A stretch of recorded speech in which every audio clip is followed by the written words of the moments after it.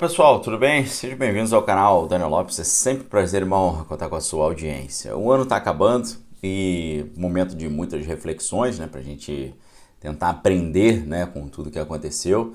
E gostaria de deixar assim uma reflexão muito importante para vocês, que está relacionado com o último artigo que escrevi nesse ano lá na Gazeta do Povo, né? Aqui embaixo na descrição tem o link para você ler esse artigo também.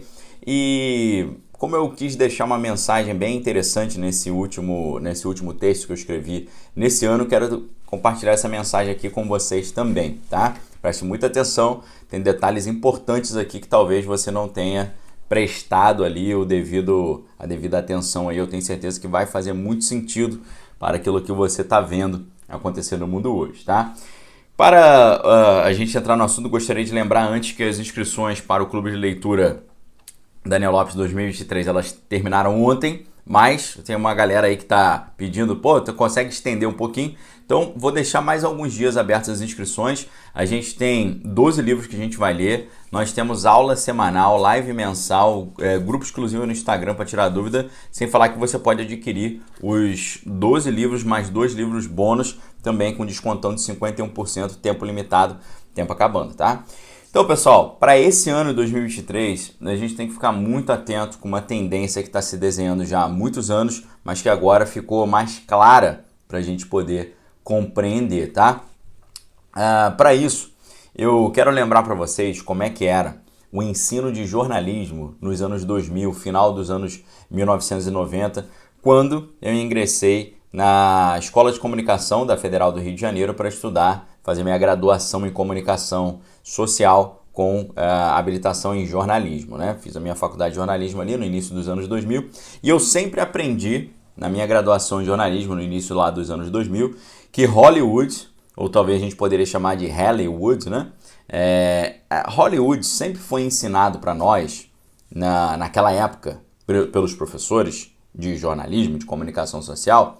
Sempre foi ensinado para nós que Hollywood era um grande sistema de propaganda do imperialismo norte-americano, que usava o seu grande poder cultural para impregnar todo o planeta com a sua visão de mundo, que era, obviamente, uma visão de mundo capitalista e consumista da sociedade de consumo ocidental.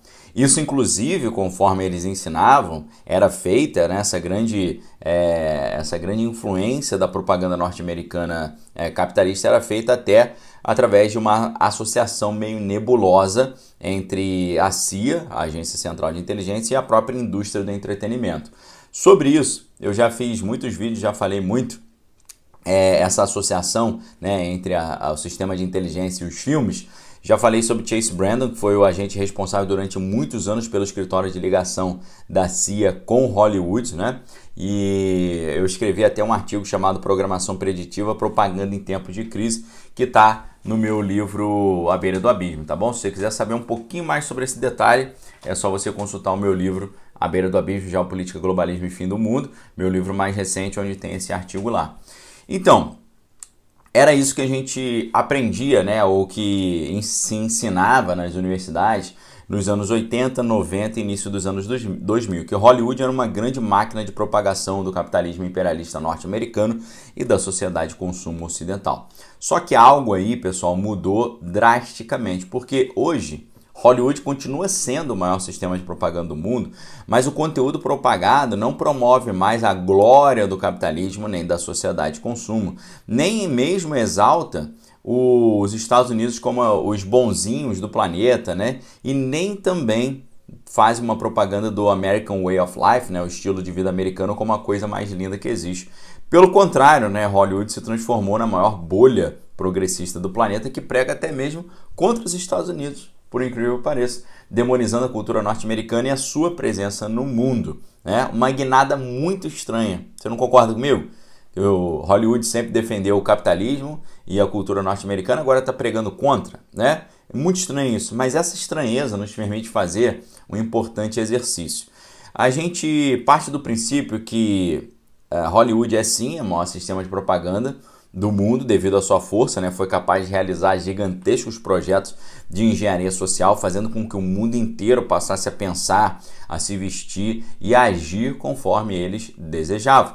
Pessoas das mais diversas nações eram ali literalmente adestradas a admirar os norte-americanos, a sua cultura e seu estilo de vida e a consumir os seus mais diversos produtos, sejam bens, serviços e produtos ali da indústria cultural.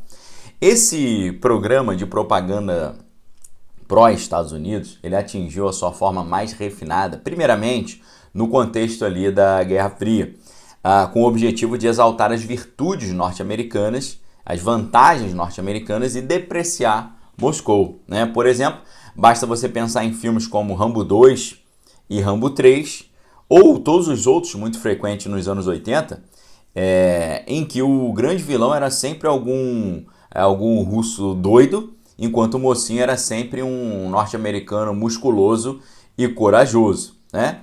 Voltando um pouco no tempo, a gente está falando dos anos 80, né, que o padrão era o americano corajoso, musculoso, que lutava contra um cara lá de Moscou doido. Se a gente volta um pouco no tempo, a gente vai ver como é que essa propaganda foi evoluindo. E aqui está a chave para você entender a tendência aí dos próximos anos, que tem tudo a ver com a maneira que você precisa prestar atenção como estão querendo educar os seus filhos e você mesmo. Voltando no tempo, a gente pode entender como é que essa máquina de propaganda ela progrediu ao longo dos anos. Nos anos 40, boa parte dos homens no planeta começaram a admirar e imitar, por exemplo, o ator Humphrey Bogart, né? Grande estrela do filme Casablanca de 1942. Ele tinha um estilo ali sempre muito característico, terno escuro, lenço no bolso, camisa clara, chapéu e um sobretudo ali, ou um trench coat, né? Ou seja, o modelo do norte-americano charmoso e sedutor. Você pode até pensar assim, que mas roupa influencia tanto assim? Influencia muito, tá? Influencia demais. Um dos elementos mais característicos de uma cultura é a maneira como as pessoas se vestem.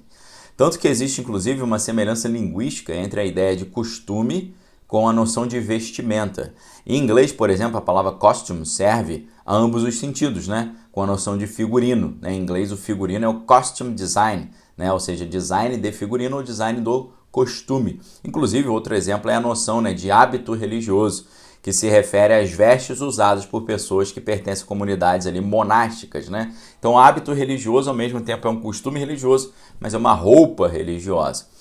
A engenharia social praticada por Hollywood, ela sempre teve na moda ali, ou sempre teve a moda como uma das suas ferramentas mais características e identificáveis. Por isso, ela pode ser usada como um grande referencial para a gente analisar como se desenrolou essa espécie de dominação cultural norte-americana.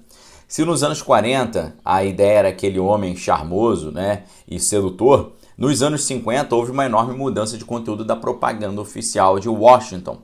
Uma postura de maior rebeldia começou a ser incentivada. Entre os melhores exemplos que a gente poderia citar aqui, nós temos os atores Marlon Brando, né, com o filme Um Bonde Chamado Desejo, de 1951, e o James Dean, né, com o filme Juventude... na verdade, o título original é Rebelde Sem Causa, né, lá de 1955. O traço característico tanto do James Dean quanto do Marlon Brando dos anos 50 era a jaqueta de couro, né, camiseta branca colocada para dentro de uma calça jeans justa e as botas, né, sempre associada a um estilo ali bad boy, né, que valorizava ali o masculino e uma certa postura mais assim durona, né. Essa tendência do bad boy vai atingir o seu clímax, né, com os musculosos Stallone e Schwarzenegger nos anos 80. Entretanto, o que é interessante você perceber nesse ponto é que esse culto à força e ao vigor da propaganda de Hollywood, ela começou a inverter a sua estratégia nos anos 90, né? Não apenas o machão passou a ser demonizado, mas os músculos também foram desaparecendo, né? E aquela postura durona foi lentamente sendo colocada como algo negativo e que deveria ser extirpado. Curiosamente, esse enfraquecimento do vigor físico no cinema foi acompanhado de uma estranhíssima queda nas taxas de testosterona. Conforme um estudo divulgado em 2007 pelo Jornal de Endocrinologia Clínica e Metabolismo, os níveis de testosterona registraram uma queda de 1% desde os anos 1980. Isso significa que, por exemplo, Um homem de 60 anos em 2004, ele tinha um nível de testosterona 17% menor do que quando comparado com um homem de 60 anos de 1987. O mais curioso é que enquanto Hollywood e esse movimento progressista norte-americano demonizam o vigor, o governo lá do Dragão do Oriente está investindo em programas educacionais para tornar os jovens mais viris. Além disso, também lá no Dragão do Oriente, onde é a sede do TikTok, eles restringem conteúdo interpretado como prejudicial, valorizando os vídeos mais educacionais e instrutivos, enquanto no exterior a plataforma está impregnada de dancinhas e de amenidade. Veja só então que estranho. Enquanto o socialista norte-americano de hoje prega contra o vigor, o socialista lá do Dragão e lá de Moscou pregam a favor. A conclusão que nós chegamos é que a cultura norte-americana está numa situação delicada estrategicamente, porque eles aceitaram uma propaganda oriental que propõe uma sociedade cada vez mais recatada e tímida, enquanto os seus arqui-inimigos, os seus oponentes, lá do Oriente, em Moscou e também no Dragão, estão investindo pesadamente numa educação e numa cultura que valorizam exatamente o contrário, a força e o vigor.